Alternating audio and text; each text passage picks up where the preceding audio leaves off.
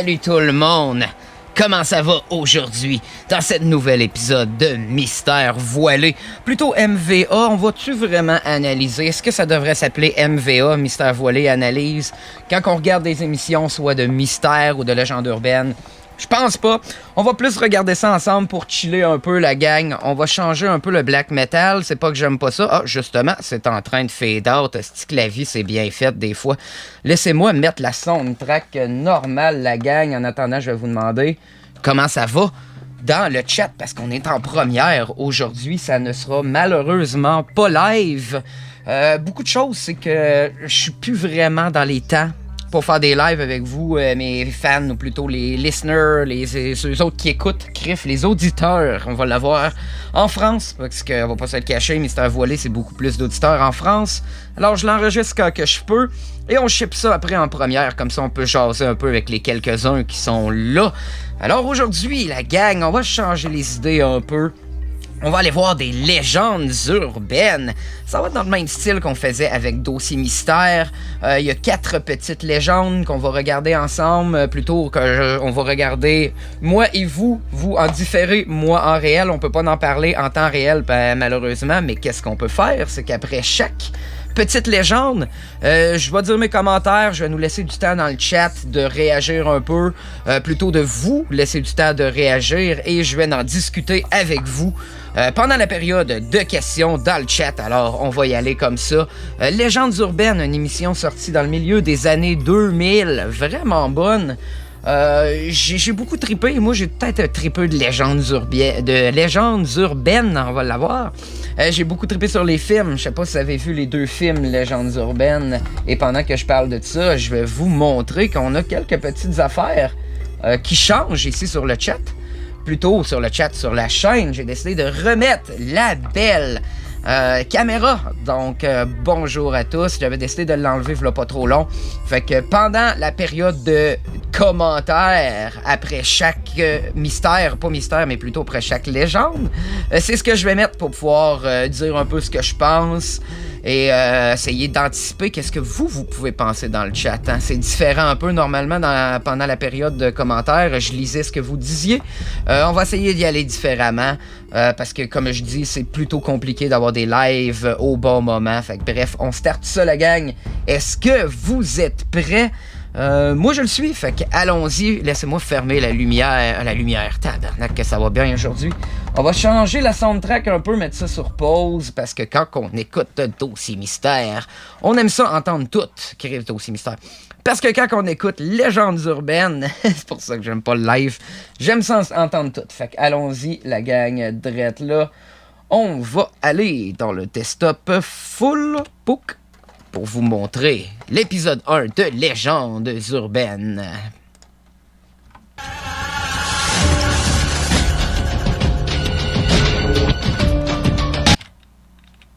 C'est probablement la fille qui était à la caisse en avant de lui au magasin.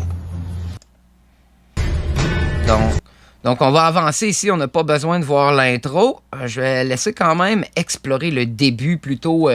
Je vais laisser quand même le temps à Mr. Lost, qui s'appelle... Comment il s'appelle, ce gars-là? C'est Frédéric Pierre. Pour expliquer c'est quoi un peu qu'on va regarder aujourd'hui, ça va être en thème avec la consommation. Fait que let's go! Le centre commercial, le supermarché, ce sont des lieux de consommation. Mais pour certains, ces endroits constituent également des espèces de clubs sociaux. On y rencontre des voisins, des amis. On s'y arrête pour prendre un café, se raconter nos vies. Et à l'occasion, on se raconte même quelques bonnes légendes urbaines, comme la prochaine qui se déroule comme par hasard dans un supermarché.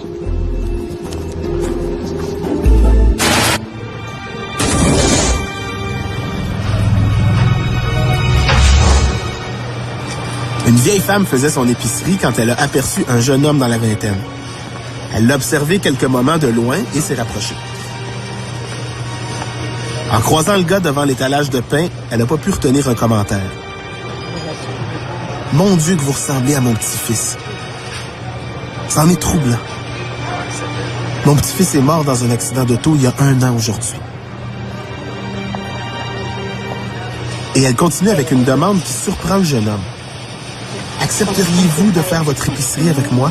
Ça me rappellerait tellement de bons souvenirs, comme si j'étais avec mon petit-fils. » bizarre un peu, ça. Même s'il est un peu gêné, le gars se sent mal de refuser. Alors la vieille dame et lui parcourent les allées côte à côte. Elle lui raconte plein d'histoires sur son petit-fils perdu.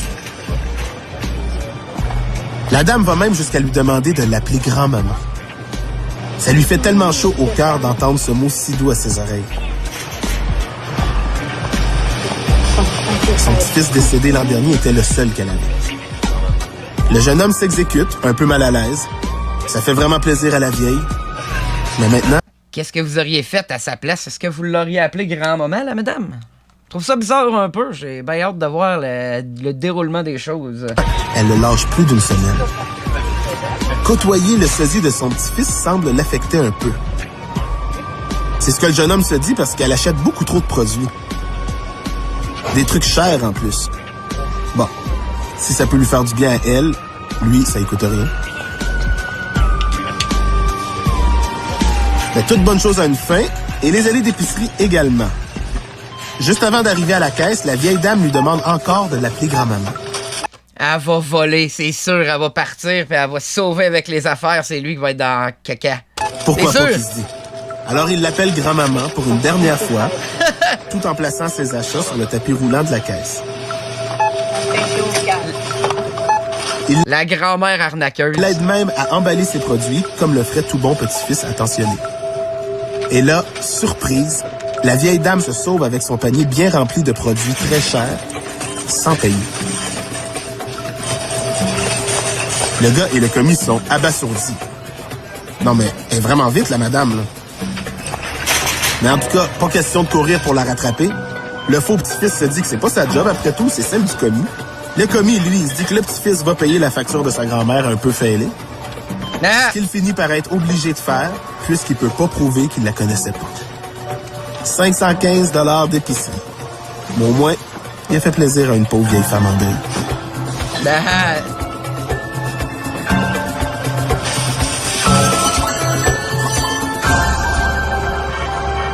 En fait, moi, la vieille dame à l'épicerie, on dirait que je la trouve cute, cette histoire-là. Parce que je me dis, ah ben ok, malgré tout, là, il nous reste un petit fond d'humanité. Avant qu'on aille dans ces commentaires, moi, j'aimerais parler des miens personnellement. Qu'est-ce que je pense de ça? Je pense que c'est quand même crédible. C'est pas de quoi qui est récurrent, qui peut arriver souvent. Mais je suis sûr que c'est quelque chose qui est arrivé. Des personnes âgées qui s'occupent un peu de faire des arnaques puis d'être arnaqueurs en tant que tels. Ça existe. Fait que laissez-moi changer de channel audio. Mais oui, personnellement, moi, je verrais pas aucune de mes grands-mères, s'il avait été encore en vie, rest in peace, faire ça. Mais comme je dis, il y a beaucoup de vieux, il y a une madame qui s'est fait pogner beaucoup de vieux. Beaucoup de personnes âgées qui font dans l'arnaque, en effet, parce que j'ai vu des personnes âgées être dans la drogue beaucoup, des mules. Ça, c'est des personnes qui passent de la drogue dans certaines places. Des vieilles personnes qui allaient en voyage, pas souvent, mais parfois étaient des mules. Une couple de personnes se sont fait pogner. Juste dans des descentes ici au Québec, c'est déjà arrivé que c'était des vieilles grand-mères qui profitaient un peu de leur statut de grand-mère, que tout le monde va se dire « Hey, ça se peut pas qu'une grand-mère fasse ça » pour, justement, repasser de la drogue, revendre de la drogue et n'en profiter le plus possible. Fait que... peu probable, mais pas impossible, d'après moi. Dans le chat, qu'est-ce que vous pensez? N'avez-vous connu personnellement? Moi, j'aimerais bien savoir ça pendant qu'on écoute l'opinion des autres personnes, ou plutôt des autres collaborateurs de cette émission. Allons-y, let's go, mon Mathieu Dugal. Dans le fond, lui, ce jeune homme-là, là, il est fin. On va vous remettre la bonne cam, désolé. Il est pas si perdant que ça. T'sais, il raconte son histoire. Moi, mettons, quelqu'un me raconterait cette histoire-là, il dit « Ah, je me suis fait avoir, blablabla. » Ben, au moins, je me dis « Hey, t'es un bon gars. »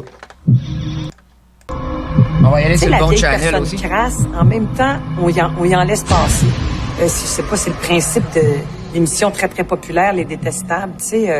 Puis en même temps, t'es toujours à deux niveaux avec une personne âgée. Est-ce qu'elle est tout à elle? Est-ce que, tu sais, faut faire attention.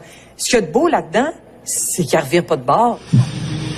Il y a certainement aussi des personnes âgées qui manipulent et qui sont très habiles à manipuler pour obtenir toutes sortes de choses. Un peu comme je parlais, là, pour avoir des faveurs pour pouvoir être capable de vendre de la drogue comme c'est arrivé ici au Québec. Des faveurs, de l'attention, des sentiments.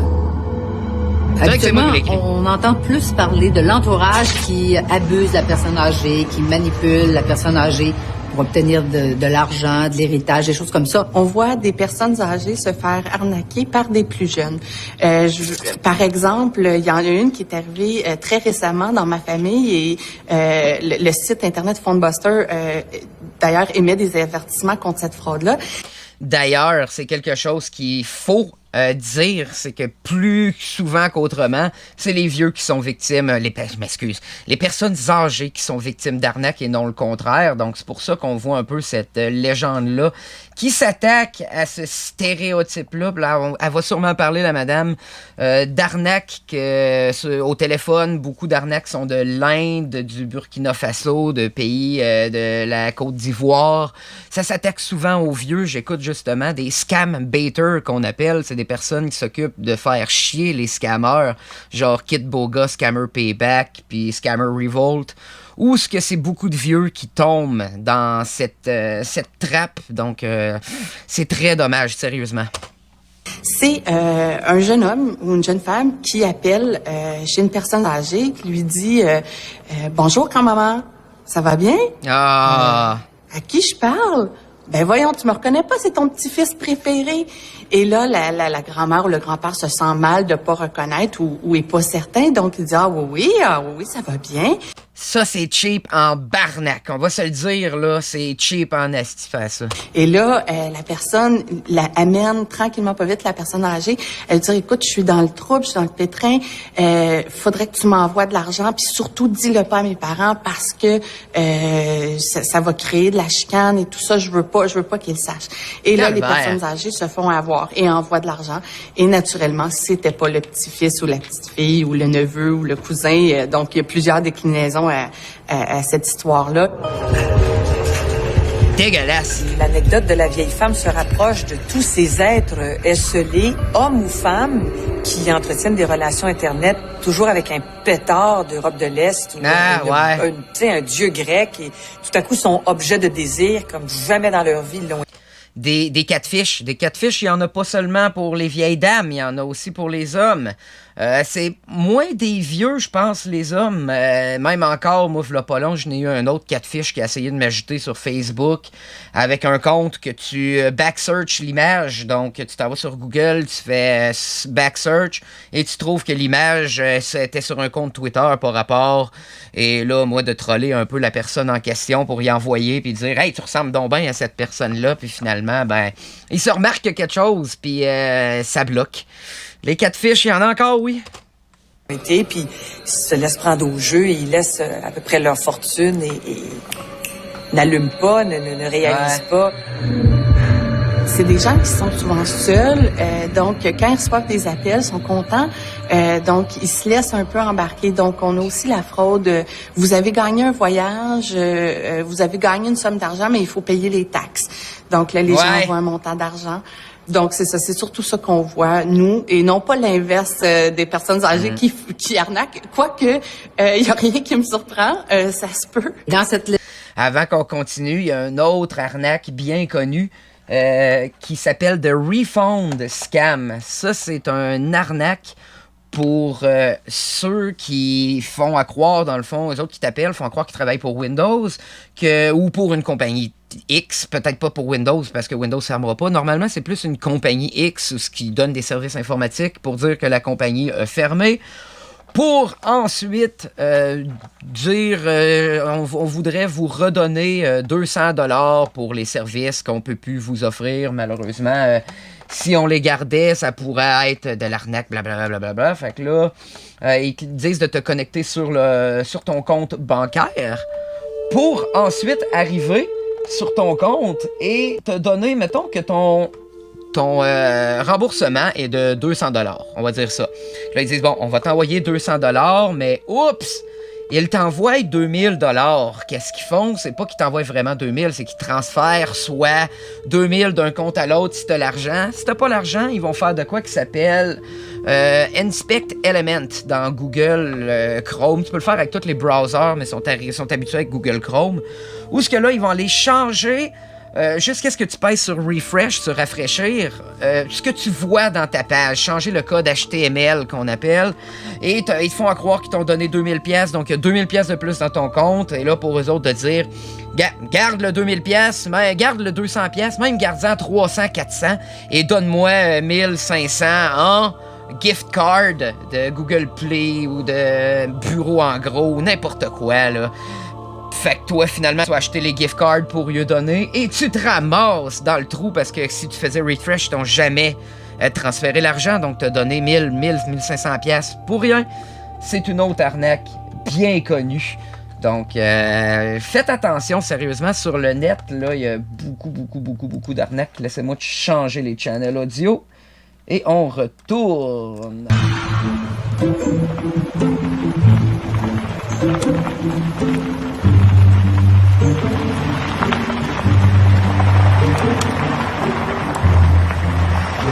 Certaines personnes aiment bien le magasinage, d'autres moins. Mais quand on attend la dernière minute pour se procurer ce dont on a besoin, il peut nous arriver toutes sortes de mésaventures. C'est l'histoire d'un gars qui avait décidé d'aller s'acheter des jeans neufs parce qu'il avait un rendez-vous galant. Puis il voulait absolument faire bonne impression. Moi tout, je voulais aller m'acheter des jeans 9 l'autre coup, mais il y avait rien que des jeans 10. OK, on continue. Alors il est au magasin, il paye, il sort, il rentre dans sa voiture, puis il décide de se changer là, sur place. Oui, parce qu'il n'avait pas le temps de retourner à la maison. Alors il enlève ses vieux jeans, puis il les lance par la fenêtre. Écoutez, il n'était pas question qu'il les laisse traîner dans l'auto, il avait fait nettoyer l'intérieur de son véhicule, il voulait absolument impressionner la fille. Hein? Alors il fouille dans son sac de magasinage, pas de jeans. Non, tout ce qu'il trouve, c'est un chandail de fille. C'était probablement la fille qui était à la caisse en avant de lui au magasin. Il s'était trompé de sac. Alors le voilà pris dans sa voiture, sans pantalon, avec un chandail de fille et un rendez-vous galant dans 10 minutes. C'est quoi cette affaire-là, crime, de dire qu'un gilet a un sexe? C'est donc ben genré, ça. Je suis outré. C'est une joke, by the way. Bon, là, je vous entends me dire qu'il sort de sa voiture puis qu'il ramasse ses vieux jeans. Oui. Mais est-ce que je vous ai dit que ce gars-là, c'était pas le genre à mettre des caleçons? Ah!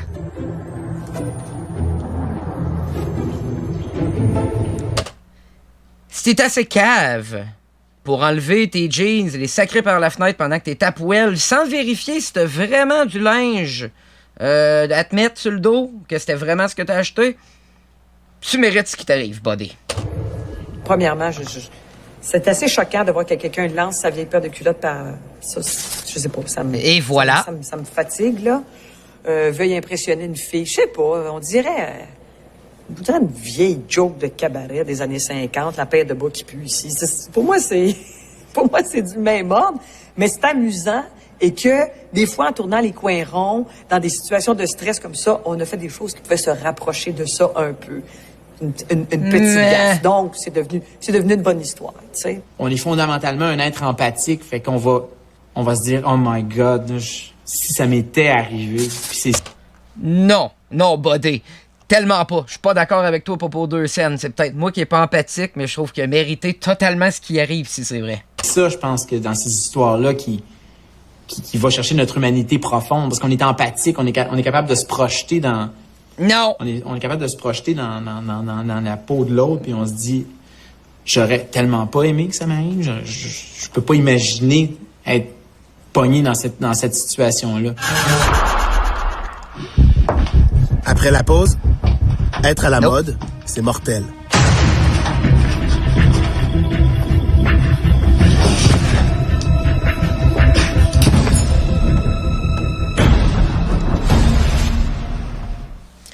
J'avais oublié qu'il y avait des genres de mini-mythes comme ça. Même, c'est-tu de là que je m'étais inspiré pour faire les mini-mythes MV? Sérieusement? J'étais en train de me demander si c'est de ça que je me suis inspiré pour faire... Est-ce que vous vous souvenez, la gang, de mini-mythes MV pour commencer? C'était des vieux vidéos que j'ai faites, vous pouvez aller voir sur ma chaîne. Mais oui, regardez, c'est un mini-mythe. Je vais dire pareil ce que je pense dans le chat. Qu'est-ce que vous en pensez de ça? Premièrement, je veux savoir si vous avez de la pitié pour le gars en question. Zéro fucking pitié de mon côté. Ça se peut aussi que vous remarquiez que la caméra a un peu changé. Du premier mystère. La première légende à celle-ci, j'ai changé quelques petites affaires. J'ai modifié un peu le son, j'ai changé la qualité de la webcam. Fait que ça se peut que vous voyez des petites différences. Mais là, on s'éloigne du sujet. Mais je vais réitérer vite. Zéro pitié pour ce gars-là. Premièrement, garrocher tes jeans dehors comme ça. Et un, c'est de la pollution. Et deux, c'est qu'avant beau t'as dit si t'es pas sûr de... Premièrement, qui va encore acheter des jeans? Qui va encore essayer des jeans puis essayer du linge quand tu l'achètes? Je sais pas si je juge, mais moi j'achète mon linge sur le net. Ça fait longtemps que j'essaye plus, là. Je le pogne, je le lave, si ça fait pas, ben je le ramène. Puis même à ça, je le donne à quelqu'un. Je sais pas, ça fait tellement longtemps que c'est arrivé. À part des souliers que ça faisait pas puis que j'y revire de bord. Je sais pas, j'ai de la misère beaucoup à avoir de la pitié avec ce gars-là. Fait quoi? On va continuer. Allons pour ce deuxième, ou plutôt cette deuxième vraie légende. Il devrait juste en avoir 3, j'imagine, s'il y a des mini-légendes. Fait quoi? Allons-y, on va commencer par aller sur le desktop. On va changer l'audio. Normalement, je devrais enlever ma musique avant de changer l'audio. Ça va être de quoi qui va rentrer bientôt. Là, je vais faire tac, tac, tac, tac, tac, tac, tac. Ça va tout se faire automatiquement, mais pour l'instant, j'ai encore un petit peu de misère, la gang. C'est pour ça que je suis pas live.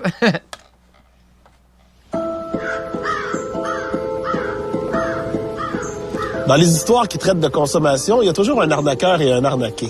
Dans notre prochaine légende, on sait pas trop qui est l'un et qui est l'autre. C'est l'histoire d'une dame qui devait absolument apporter un gâteau dans une fête foraine. Okay. Comme elle rate sa recette et qu'il faut qu'elle apporte un gâteau, elle décide d'en fabriquer un en carton, qu'elle recouvre de crémage et qu'elle décore à la perfection. Elle pense pas que le monde va vouloir le manger? What the fuck? Le seul problème, c'est de s'assurer que sa fille vienne acheter le gâteau à la fête foraine avant que quelqu'un s'aperçoive qu'il est fait avec une boîte à chapeau. Ah! Mais sa fille arrive en retard et le gâteau est déjà vendu. Ah! La dame en question est invitée à bruncher le lendemain chez une amie, alors elle se rend et elle aperçoit son gâteau de carton qui trône sur la table. C'est là qu'elle entend un invité dire « Oh mon Dieu, quel magnifique gâteau! » Et l'hôtesse répondre « Merci, je l'ai fait moi-même. » Ouais!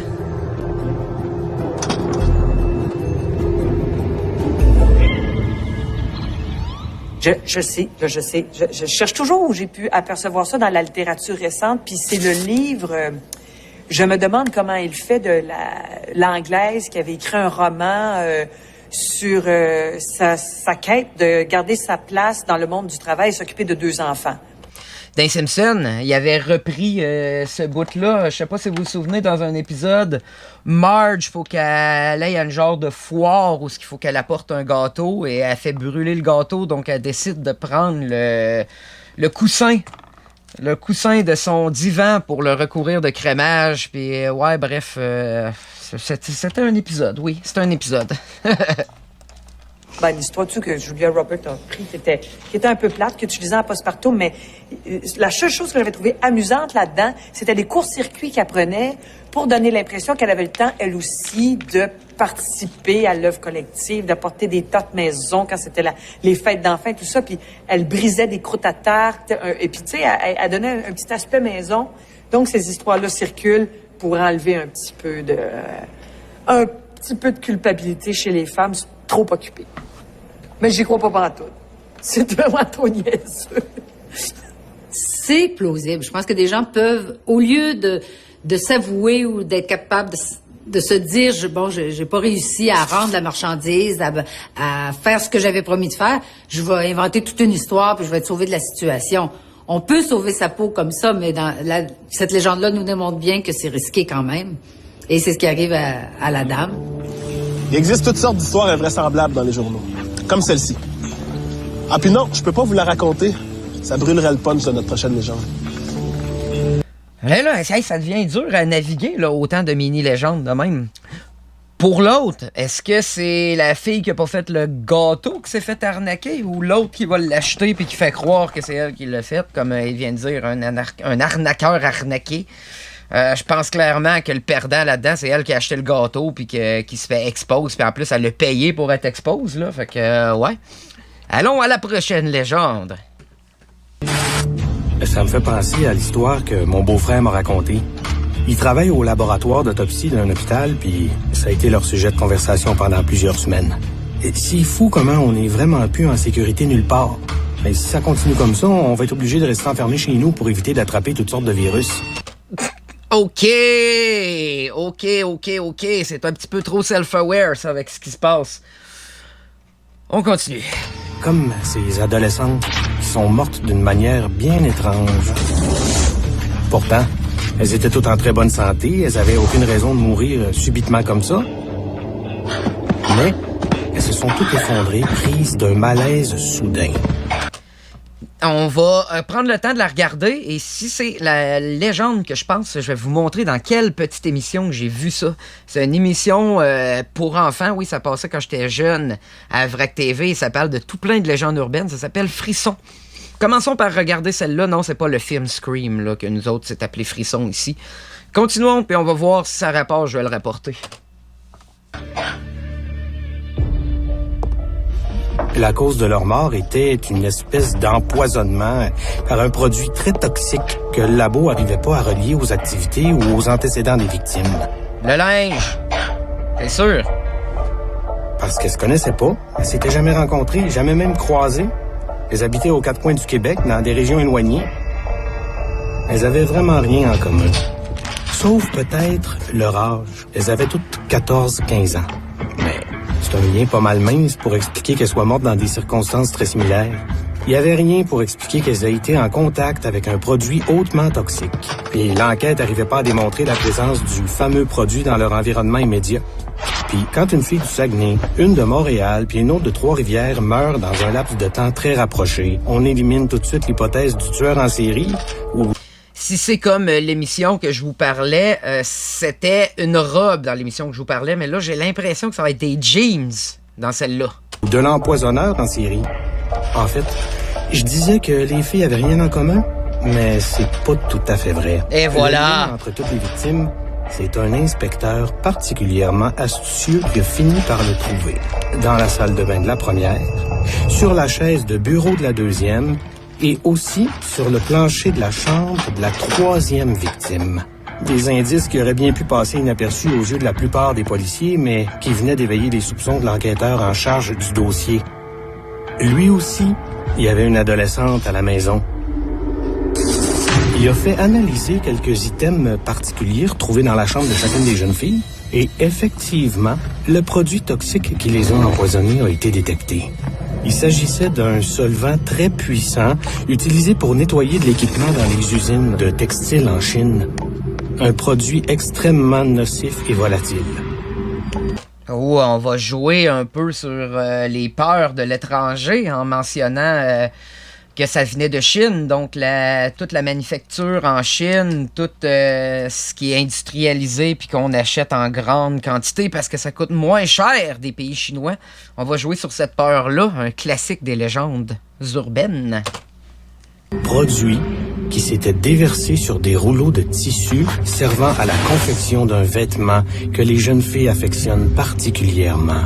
Et voilà. Un vêtement qui était vendu vraiment pas cher dans une chaîne de boutiques qu'on retrouve partout au Québec. Surtout que le vêtement en question, même s'il est déchiré, taché, décoloré, on s'en méfie pas. On trouve ça original. C'est même la mode. L'inspecteur savait trop bien que les jeunes victimes avaient dû, comme sa propre fille le faisait parfois, se précipiter pour enfiler leurs nouveaux jeans, sans jamais les laver auparavant. Oh, on joue sur une autre peur.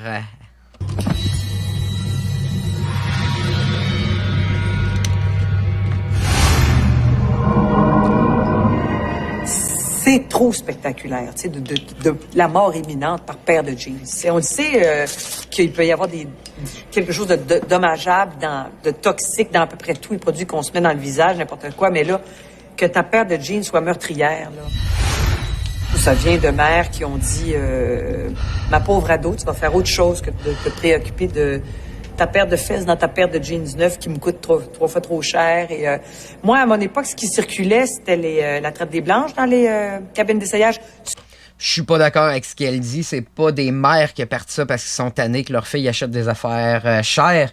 Je pense plus que ça devient d'un psyché d'une société qui a peur de l'étranger, qui a peur de produits qu'on sait pas trop ce qui a été fait et comment qui ont été faits, parce qu'il y a une grosse peur sur tout ce qui vient de la Chine. C'est répandu, surtout avec ce qui arrive encore ces temps-ci.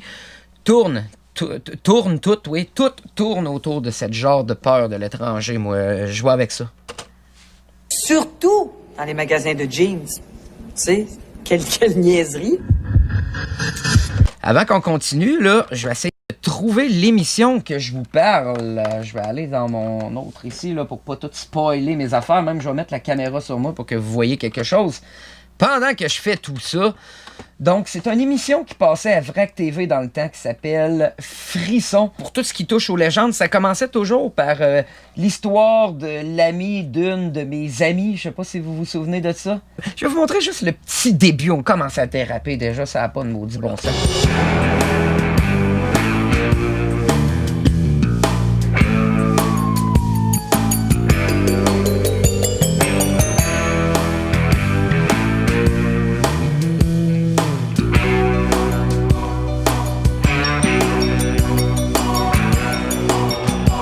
Épique.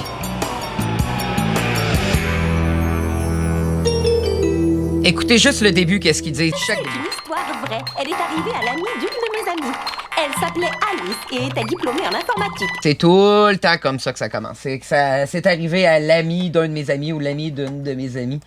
Bref, je commence à perdre du temps, on va continuer. Je pense que ça serait cool d'écouter des frissons aussi. Après avoir fait Légendes urbaines, Dossiers mystères, peut-être faire quelques frissons. Dites-moi ce que vous pensez dans le chat. On continue avec la fameuse légende des jeans maudites. Pourquoi choisir des adolescentes? Peut-être c'est des bonnes victimes. Enfin, là, il s'agit d'un jeans, alors c'était un peu difficile de choisir peut-être des personnes âgées. Mais pourquoi choisir des jeunes filles? Pourquoi pas choisir des jeunes hommes? Et peut-être qu'on a un préjugé défavorable. Oh! C'est quoi, le jean, c'est quoi? C'est un symbole de séduction, mais quoi? On va punir les comportements séducteurs chez la jeune fille? Enfin, moi, je le trouve complètement farfelu. Et c'est farfelu, mais c'est pas pour punir la jeune fille, les comportements séducteurs. Pantoute, on est encore loin de la fille qui dit que c'est une mère fâchée d'acheter des items de fashion trop chers. Je pense, personnellement, à mon humble avis, qu'on est loin du point. J'ose croire qu'une pareille erreur, là, au niveau du contrôle de la qualité, puisse entraîner la mort de certaines personnes.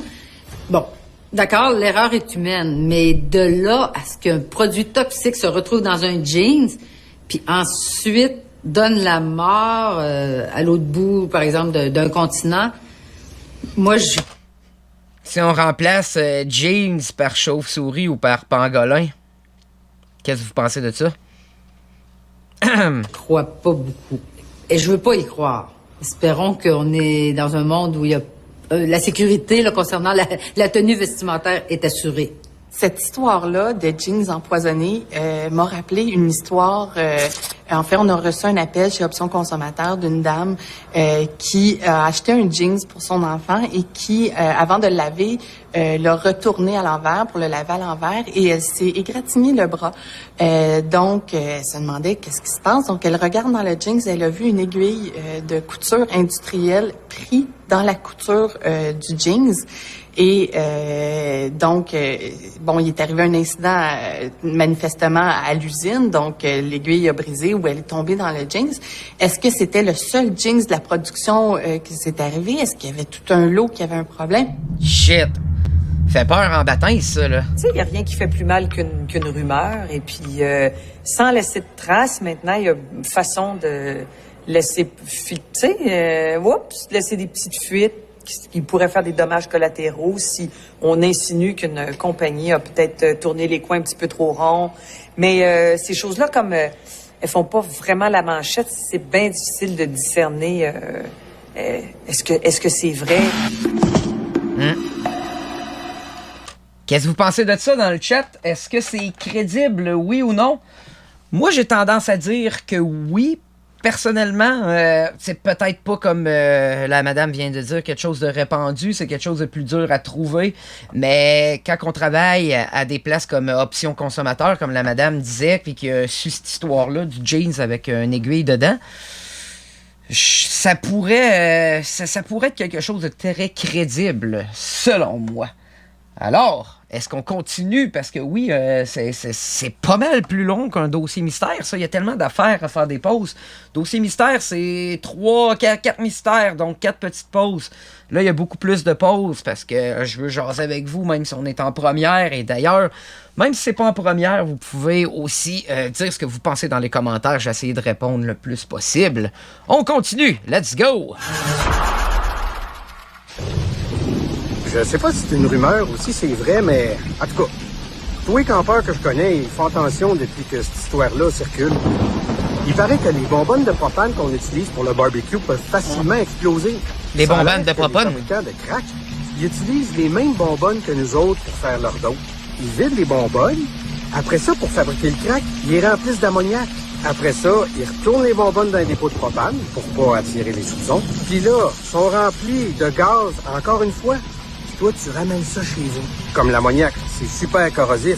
La bonbonne est sur le bord d'exploser à cause de la pression du gaz.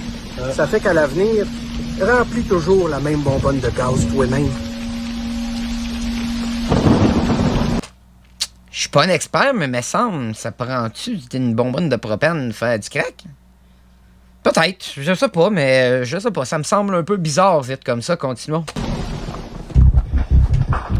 Au retour, en affaires, il n'y a jamais de filet sans feu. Allô?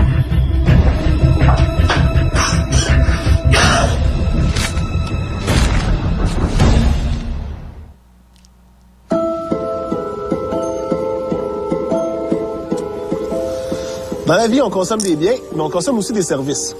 Des services dont on n'est pas toujours content. Et c'est justement de services dont il est question dans notre prochaine légende. Cette version aurait commencé à circuler en 1999, mais on retrouve des traces de l'histoire dans les années 30 et 40. Puis, elle aurait été entendue aussi à la radio à Los Angeles en 1994.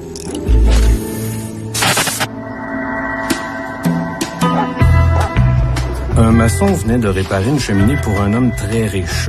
En tout cas, si on se fie à la maison.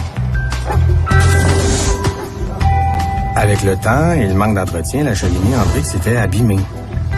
Le maçon avait travaillé d'arrache-pied pour la remettre en état. Il était très fier de sa réalisation et le client semblait satisfait lui aussi. Sauf quand est venu le temps de payer. Le client dit au maçon qu'il allait le payer dans quelques semaines parce que là, il était un peu à court de cash, mais que ça devrait se régler rapidement. Le maçon se doute que l'homme ment, qu'il a sûrement les moyens de payer. Mais comme il a l'air vaguement mafieux, il ose pas trop le confronter. Il lui dit que, de toute façon, il a pas complètement fini le travail, qu'il va repasser plus tard pour terminer l'ouvrage et se faire payer. D'ici là, personne devrait utiliser le foyer tant que les réparations sont pas complètement terminées et que la facture est pas réglée. Ah, pas fou, esti, comme moyen de moyenner avec le genre de monde qui veulent pas payer. Et puis, c'est sûr que l'autre va s'en servir, c'est sûr. C'est sûr. Le client accepte et il dit qu'il communiquera avec lui dès qu'il pourra le payer.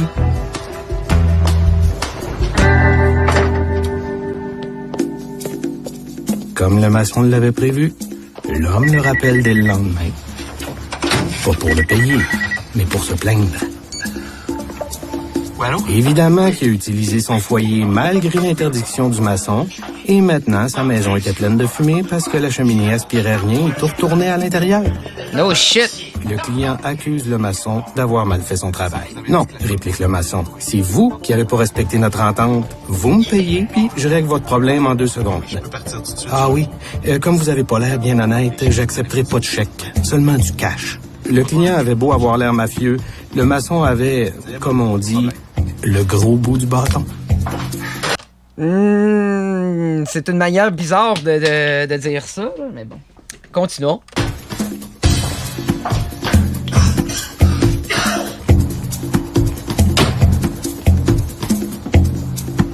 Il arrive donc chez le client et exige d'être payé sur le champ avant de terminer le travail. Vous allez me régler ça tout de suite.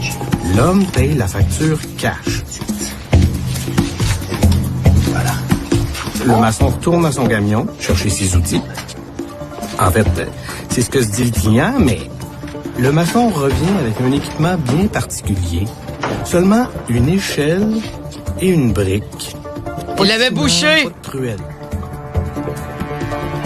Il monte sur le toit.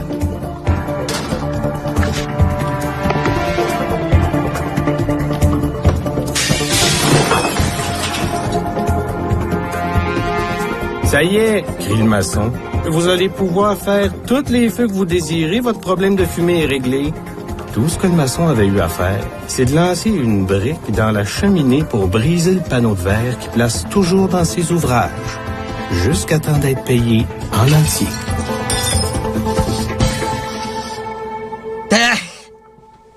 Don't mess with me. On rêve tous de ça. C'est de là que j'explique toute la fascination que des milliers de gars ont pour les histoires de mafia, les histoires de western. Si dans la vie, on avait assez d'ingéniosité, assez de moyens pour faire ça, pour toujours être capable de, tu sais, de s'épargner à avoir à demander quelque chose. Si on était capable de faire ça une fois de temps en temps, contre le gros méchant qui essaie de piler sur notre terrain, ça serait le fun. Cette histoire-là m'a fait bien rire. Un entrepreneur qui, pour se faire payer, utilise un stratagème. On voit pas ça tellement souvent. Je vous dirais, on voit surtout l'inverse. Un client de bonne foi qui paye un entrepreneur et l'entrepreneur n'exécute jamais les travaux ou les exécute mal. Une de mes anciennes voisines avait engagé des gens qui semblaient assez bien, là, qui devaient faire des travaux majeurs sur sa propriété. Et au bout de quelques semaines, les gens demandaient toujours un peu d'argent pour acheter des matériaux et d'autres. Et un beau jour, les personnes se sont sauvées avec un important montant d'argent, avec 40 000 $ ou quelque chose dans le genre. Et puis, disparu, jamais revu. La dame a été obligée d'assumer là, le coût de cette perte. Je pourrais vous donner l'exemple classique de fraude qu'on voit souvent. Un monsieur fait du porte-à-porte et il va cogner, il dit « Madame, monsieur, votre voiture, là, je regardais ça de la rue est à refaire, vous êtes chanceux, on est dans votre coin ces temps-ci, donc ça va vous coûter 3 000 $, faites-moi un chèque tout de suite, puis on va venir cette semaine faire les travaux. » Et naturellement, le client, OK, je vais payer tout de suite. Et naturellement... Je m'excuse, mais si quelqu'un débarque chez vous puis dit « Hey, ta toiture est pas yable, donne-moi 3 000 $, je te répare ça », puis tu y donnes, tu mérites encore de te faire arnaquer. Je sais que je suis méchant. L'entrepreneur ne revient jamais en poche l'argent et disparaît dans la nature. Oh shit! La parole n'a plus vraiment de valeur parce que les deux se font pas confiance là-dedans. Et c'est vraiment les gens qui se disent moi, lui va m'exploiter, moi je vais me faire exploiter. Moi, écoute, je vais attendre qu'il fasse vraiment bien la job avant de le payer. Puis l'autre dit, hey, là, moi je me ferai pas avoir. Et on est vraiment dans une histoire où c'est plein de méfiance. Ça montre jusqu'où le capitalisme peut aller dans l'instauration de relations qui sont pas harmonieuses entre les êtres humains. Tu sais, qu'un maçon, premièrement, je sais pas s'il aurait pris le temps de faire quelque chose d'aussi complexe pour ça, puisqu'il travaille déjà chez quelqu'un de nanti. Pourquoi penser que cette personne-là te payerait pas? Et on n'est pas sans savoir quand même qu'il y a beaucoup de gens dans notre société qui vivent parfois au-dessus de leurs moyens, qui ont une voiture de grand luxe alors qu'ils ont de la difficulté à la payer ou qui sont sans emploi. Alors, j'ai l'impression qu'ils se retrouvent là avec une période difficile financièrement et il essaie juste de s'en sortir. Lui, je crois qu'il essaie juste de retarder le paiement ou de pas payer du tout. Ça m'étonnerait comment se sauver d'une telle... De travaux faits chez nous, c'est un peu difficile, on est facile à retrouver. Mais je pense simplement qu'il y a peut-être juste besoin là, d'un petit délai pour pouvoir payer le gentil maçon.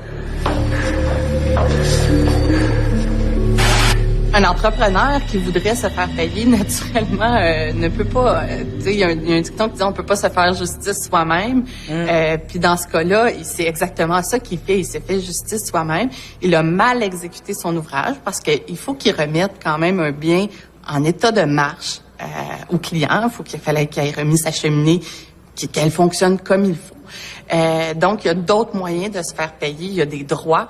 Il peut utiliser toutes sortes de moyens légaux pour se faire payer. Il peut poursuivre son client devant les tribunaux en disant « Écoutez, j'ai exécuté un ouvrage, il m'a pas payé ». Il peut aussi utiliser une procédure qui s'appelle l'hypothèque légale. Donc, il met une hypothèque sur toute la maison du client et forcer la vente du bien et de se faire payer comme ça. Même le maçon pourrait être condamné parce que le client pourrait le poursuivre. Donc, c'est vraiment pas une bonne idée. C'est sûr que ce stratagème-là ne passerait pas devant un juge. Ça, je peux vous le garantir. Quand on est acheteur, et ça, la plupart des vendeurs qui travaillent dans le détail vont vous le dire. Moi, je l'ai fait. Ben des gens à l'écoute qui l'ont fait. On dirait qu'il y a des gens qui en profitent quand ils sont en position de supériorité, c'est-à-dire d'acheteur, le client a toujours raison, pour faire n'importe quoi. Traiter les autres comme la merde. C'est pour ça qu'il existe tant d'émissions de type La Facture, JE, où on se fait arnaquer plus par du monde en rénovation, on se fait plus vendre quelque chose qui n'existe pas, on est plus souvent sujet à avoir payé pour quelque chose qui arrive pas, qu'on n'aura pas, qui correspond pas à l'entente qu'on avait. Fait que, vive les petites créances, mais ça aussi, c'est bien long, tu sais. Donc, vous pensez quoi de celle-là, vous? Je pense qu'il y a beaucoup d'autres moyens, moi, de se faire justice, surtout quand que t'es dans les services légaux de même, où il faut que tu offres un service à quelqu'un. C'est quoi, là, il a descendu puis il a placé un panneau de verre, ça l'a pris du temps sur la job, donc il a chargé ce temps-là pour éventuellement faire chier le client.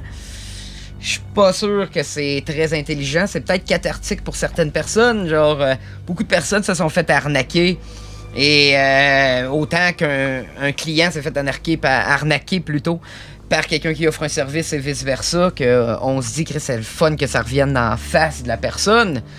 Mais non, pas beaucoup de viabilité dans cette théorie, ou plutôt dans cette légende, d'après moi. Qu'est-ce que vous pensez dans le chat? On va continuer. Je pense que c'est la dernière légende. On a peut-être une mini-légende juste avant. Fait que, allons voir ça right now, la gang. Notre prochaine histoire est fort troublante. Elle a été rapportée dans un journal étranger. Rien n'a encore été confirmé. Un médecin affilié à un organisme humanitaire racontait qu'il y aurait eu une panique en Afrique. Dans le camp où il travaillait, les réfugiés refusaient de donner à manger à leurs enfants.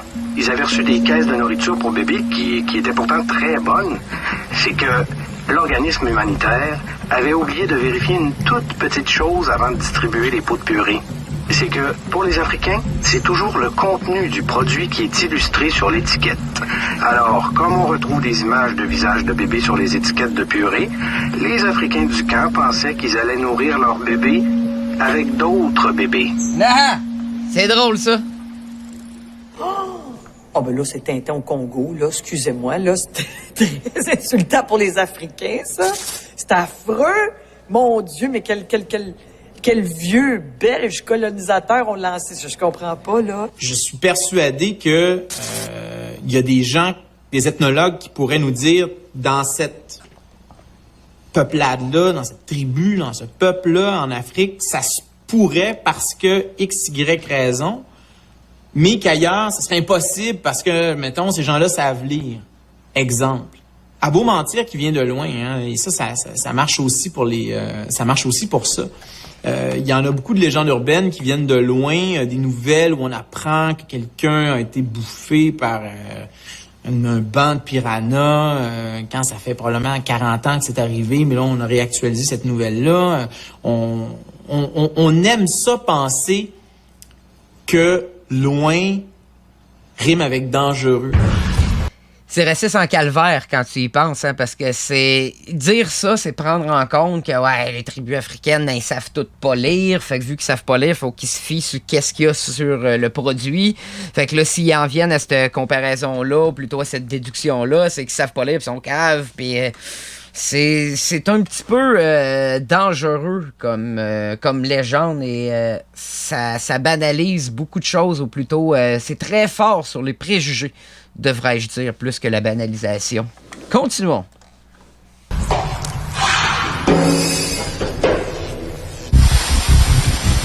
Après la pause, un porte-clés gratuit qui finit par coûter cher. Très cher. Un beau porte-clés maison, très moderne, vert de bois. Le porte-clés, c'est sûrement de quoi qui va interagir avec les barrures, plutôt, c'est quoi les locks, en français. En tout cas, le barrer le char, là, ça va laisser l'auto débarré, fait qu'ils vont se faire voler leur auto. Probablement sûr que c'est ça. Ben, BM, c'est sûr. C'est sûr. Les chaînes de restauration rapide, c'est un sujet riche pour les légendes urbaines. Par exemple, il y a un courriel qui circule qui nous informe que ces restaurants qui prétendent offrir des burgers 100% bœuf utilisent en fait du bœuf provenant d'une compagnie dont la marque de commerce est 100% bœuf. En fait, ils n'utilisent que 20% dans leurs galettes, le reste étant du soya ou d'autres compléments. Et il y a une autre légende nous dit que 100% bœuf voudrait dire 100% du bœuf. C'est-à-dire la viande, les os, les entrailles, les yeux. Ah! Ça circule depuis que je suis petite et puis que, tu sais, ce que t'aimes le plus au monde, c'est un hot dog. Et puis, dans les années 70, il y en a pas de saucisse au tofu. Puis, tu trouves ça bien, bien bon. Puis, il y a toujours un rabat-joie de fin finot et cheveux plus longs qui vient me dire Hey, c'est quoi avec les cheveux plus longs, là? Prends ça comme une insulte, moi. Il y a des oreilles de bœuf, il y a de la langue, du poêle, des visages. Il y a du poêle! Fait que ça, c'est bien... Non, parce que normalement, là, 100% bœuf, il faut que ce soit 100% bœuf, viande de bœuf, là. Tu sais, on devrait le sentir s'il y a du sabot là-dedans, puis sinon dénoncer vite, là, mais... ouais, ça, c'est le genre d'affaire que j'ai entendu toute ma vie, ça. On pourrait être étonné d'après moi. Je vais laisser ça là. Ouais.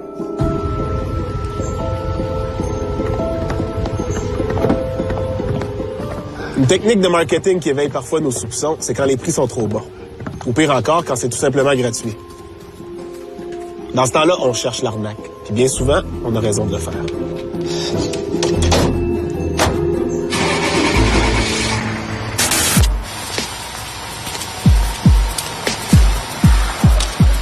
C'est parfois étonnant de voir qui sont les propriétaires de certains commerces.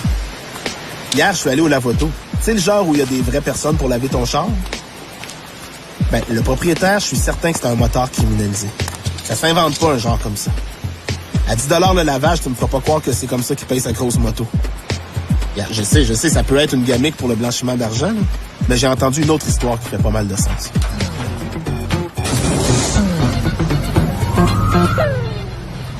Il paraît que dans certains lave-autos, on donne des cadeaux pour attirer les clients. Ça peut être des calendriers ou des stylos, mais la plupart du temps, c'est une espèce de porte-clés. Porte-clés maison, très moderne, perdre le pas, c'est important. C'est logique après tout, hein? C'est une business de char.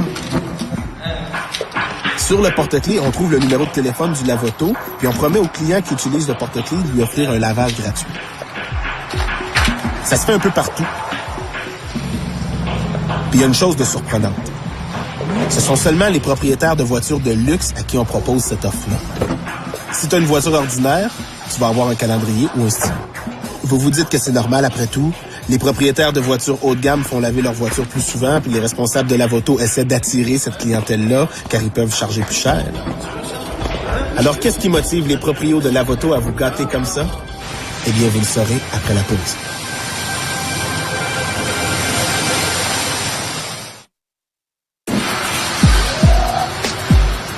Avant la pause, on apprenait que les propriétaires de voitures de luxe qui les faisaient laver dans certains lave-autos du centre-ville recevaient des porte-clés gratuits en cadeau. Perdre le pas, c'est important. On pense tout de suite qu'il s'agit d'une promotion ou de marketing déguisé, mais c'est vraiment pas ça. Si vous recevez un porte-clés dans un lave-auto, jetez-le dans la première poubelle que vous croisez. C'est parce que le porte-clés en question contient autre chose qu'une plaque avec les coordonnées du lave-auto.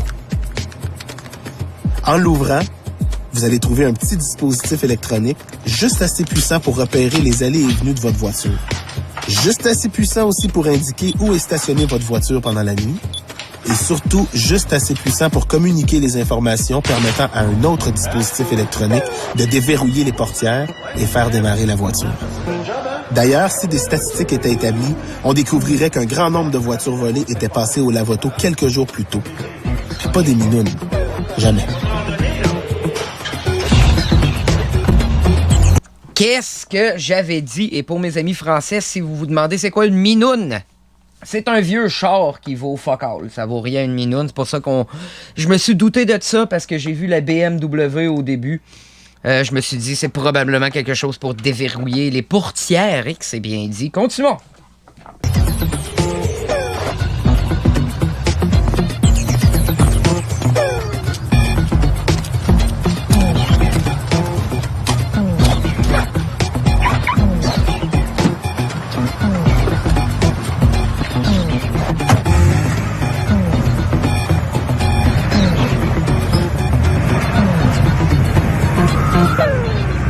Premièrement, là, quel cadeau plate, là.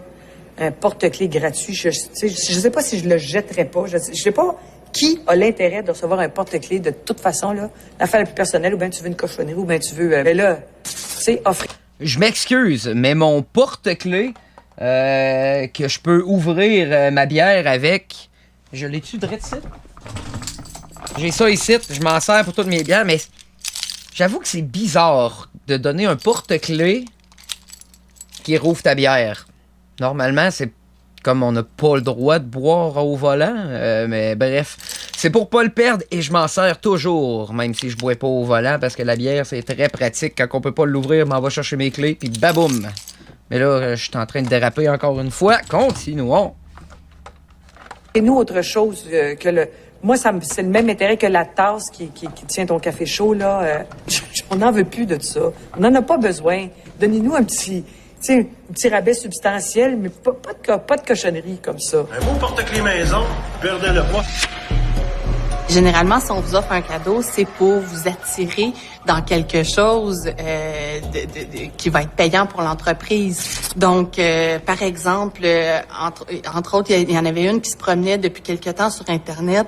C'était « Obtenez votre dossier de crédit gratuitement » et les gens s'abonnaient en pensant qu'ils allaient obtenir leur dossier de crédit gratuitement. Mais en fait, c'était un abonnement. Avec l'abonnement, de 1 an à une espèce d'alerte à la fraude là, sur les dossiers de crédit qui coûtait 30 $ par mois. On obtenait son dossier de crédit gratuitement. Donc, c'était pas vraiment gratuit. J'ai un exemple aussi avec les systèmes d'alarme. On vous donne le système d'alarme. C'est tout à fait gratuit. Mais on vous dit pas qu'il faut vous abonner pendant 3 ans à un service de télésurveillance, donc avec une centrale. Donc, c'est des contrats de 3 ans. Certaines entreprises n'auront plus le droit de vous offrir des petits cadeaux. Je pense entre autres aux cartes de crédit. Hein. On vous attirait souvent avec signez ici, on va vous donner un crayon, une casquette, un t-shirt, et les gens s'engageaient dans une carte de crédit.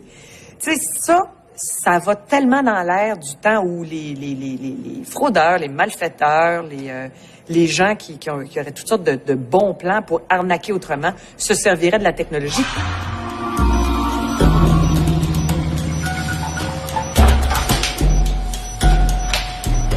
C'est rendu véritable, là, la cybercriminalité, là, voler l'identité de quelqu'un. Tu sais, ce qu'on a appelé le premier cybermeurtre. Il y a eu une opération très banale d'un mafieux, tu sais, quelque chose dont on récupérait facilement. Tout a été falsifié dans son dossier. On lui a donné une dose létale de quelque chose qui l'a tué. Il y a de quoi rendre très, très, très paranoïaque, là. Faut prendre les moyens pour faire ça. Faut vraiment vouloir tuer quelqu'un, là. Je sais pas si quelqu'un va aller jouer dans mon dossier à la pharmacie, tu sais, pour me... Mais, ces choses-là, tu sais, des choses pires que ça qui sont pas encore arrivées, comme on dit quand on veut se faire peur. Ce que je trouve fascinant dans les nouvelles technologies de géolocalisation, c'est pas le fait qu'elles existent, c'est le fait que maintenant, on les rend tellement sexy que les gens veulent les utiliser pour dire où ils sont. On dit aux gens, hey, si t'as pas ta géolocalisation, si tu vas pas sur Foursquare t'enregistrer dans les restaurants en disant c'est bon, tata, là je suis là, voici mes photos. Ben c'est comme une espèce de... C'est comme une espèce de Big Brother consenti. Même un vol d'identité, c'est très grave. C'est long. Je sais pas si ça a été fait en quelle année, ça, mais c'est pré-Facebook ou c'est le milieu des années 2000, là, si je me souviens bien. Fait que, tu sais, les Instagram puis tout ça, on était pas mal dans l'ère qui rentrait à ça. C'est bienvenu dans le futur, hein, comme il y a pas grand-chose d'autre à dire. On est tous localisés un peu partout à cette heure. En sortir à Mané, tu vas être obligé d'aller prouver, je sais pas par quoi, un échantillon de sang que c'est bien toi si tu n'existes plus là, ou si c'est quelqu'un d'autre qui revendique qui est à ta place. Si ta maison est entièrement robotisée, domotisée, et que toutes ces informations-là sont là aussi, ben là, ça va être le free for all pour un cambrioleur de savoir exactement à quelle heure tu y es pas, quand est-ce que tu es, de faire un profil, de jouer avec tes affaires. Moi, c'est ça. C'est une des choses qui me fait peur, c'est que je me dis que tu sais, la fraude massive, quelqu'un qui viendrait tout prendre ce que tu as d'un coup, c'est effrayant. Mais ceux qui sont assez intelligents, qui vont déjouer juste ces systèmes-là pour aller en chercher juste un petit peu chez tout le monde, là. Il va y avoir des criminels redoutables qui vont sévir là-dedans parce qu'il y a trop de cracks en informatique, il y a trop de monde qui réussissent à... Tu sais, puis moi, regarde, je vais rester dans la masse techno-tarpte un peu et puis je pourrais me faire voler 5$ sur mon compte tous les jours de ma vie sans m'en rendre compte avant ma mort, probablement. Juste encore, pour revenir à ce que je viens de dire, on est pas mal dans l'ère des Google Home, des Alexa, Amazon, où ce que tu as un système central informatisé, où ce que tu relis toutes tes affaires. Est-ce que c'est dangereux? Peut-être, s'il y a des cracks informatiques qui mettent la main là-dessus puis qui décident d'espionner des personnes. Peut-être, la gang, mais là, tant qu'à ça, c'est les risques du progrès, c'est les risques de la technologie. Moi, je pense, si on a peur de nos datas privées, c'est peut-être pas une bonne idée d'aller sur Facebook. Bref, je vais finir l'émission, puis après ça, ça va être mon monologue de la fin. Finissons qu'est-ce qu'elle a à dire, là, elle, là. Ben, c'était fini. On se vante tous d'être des consommateurs avertis. Pourtant, tous les mois, plusieurs d'entre nous payons pour de l'assurance crédit que nous n'avons jamais contractée. Ou pour d'autres frais, des frais de service, des frais d'administration ou des frais d'activation. C'est pas de la fraude, c'est pas des légendes urbaines non plus. C'est juste de l'astuce avec un petit brin de cupidité.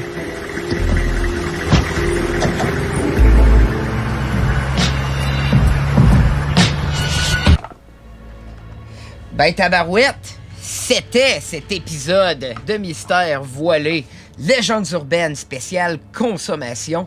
Qu'est-ce que vous pensez de cet super épisode, la gang? Je vais finir avec mon monologue. En tout cas, pour tout ce qui est de la technologie, moi, ce qui me fait capoter, que je vais faire un parallèle avec une affaire qui se fait parler beaucoup ces temps-ci au Québec, pendant que je me fais un petit shot. C'est la nouvelle application du gouvernement pour le COVID-19. Là, je veux pas rentrer dans les débats, si on croit au COVID ou pas, si c'est organisé par le gouvernement, si c'est une conspiration.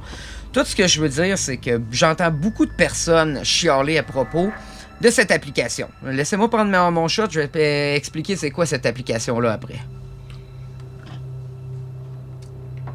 Donc, cette application, c'est une application développée par le gouvernement qui permet, quand l'application est ouverte, elle va diffuser un signal Bluetooth qui va interagir avec les personnes qui ont aussi l'application, qui ont leur signal Bluetooth, et qui, si la personne en question a dévoilé qu'elle était en contact avec une personne qui a le COVID, ben ça va le diffuser aux autres qui rentrent en contact proche. C'est comme du local Wi-Fi un peu.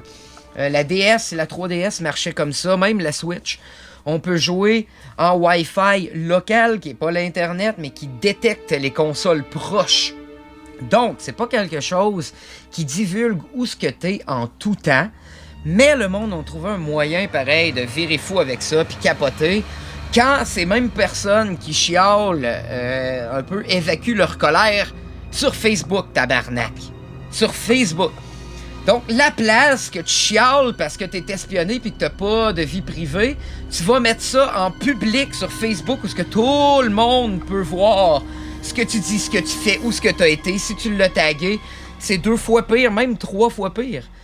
Il y a du monde qui chialait, mais je voyais d'autres personnes aborder les personnes qui chialent en eux disant ok, c'est-tu cool, t'as-tu trouvé le matelas que tu cherchais parce qu'ils l'avaient posté sur leur post Facebook, ou t'as-tu aimé tes vacances à telle place, juste pour faire un point pour dire, gars, tu chiales que t'as peur pour ta vie privée, puis là, cette application-là va violer tes droits, mais tu poses tout ce que tu fais sacrément sur ton Facebook, tu laisses ton GPS tout le temps ouvert, tout le monde peut te traquer. Sur Facebook, là, si t'es ami avec quelqu'un pis t'as l'option Enable, tu peux permettre au monde de traquer tes où en temps réel. On peut regarder où ce que t'es, où ce que ton Facebook dit que tu es. Donc, c'est un petit peu plus pire que l'application COVID. Là, je m'éloigne, mais c'est dans le même thème d'avoir peur pour sa vie privée, la fille qui parlait tantôt de tout ce système centralisé de protection par informatique. Donc, on est dans la même histoire. C'est quelque chose qui est inévitable quand on parle de technologie.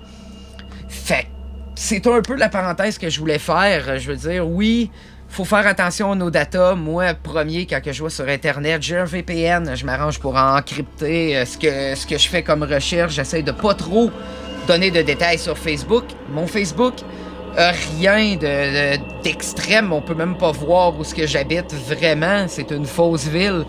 J'ai pas mon statut de relation, j'ai pas aucun membre de ma famille, j'ai fuck all.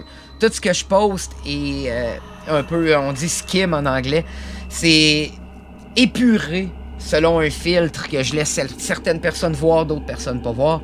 Donc, faut savoir comment manipuler la technologie, mais ça veut pas dire que parce que quelque chose est disponible et est le fun et comme un peu le système Google Home et même Facebook, c'est vraiment pratique dans notre vie aujourd'hui. Ça veut pas dire que c'est nécessairement malsain. Faut tout le temps faire attention comment qu'on va utiliser ce genre de technologie. Et c'est là-dessus que je vais vous laisser la gang. Pour la fin de mon monologue, est-ce que j'ai une meilleure toune pour terminer? Laissez-moi voir. J'aime tellement cette toune-là. Ah, tellement mieux, ça, Criff, la gang. Fait que sur cette épique chanson, je vais vous remercier d'avoir été avec moi pour cet épisode de Mystère Voilé. Ça risque d'être plus des épisodes de même ces temps-ci. J'essaie de changer la direction de la chaîne avec tout ce qui arrive ces temps-ci, avec beaucoup de choses. J'essaie juste de me tenir le plus loin possible de tout ce qui est conspiration, complot. Je vais essayer d'aller plus dans les légendes, les mystères, faire du visionnement d'épisodes comme ça. Fait que bref, j'espère que vous avez trippé. Sérieusement, moi j'adore faire ce genre de vidéos-là. On se revoit très bientôt, la gang, dans un autre épisode de Mystère Voilé. Même place, même poste. See ya!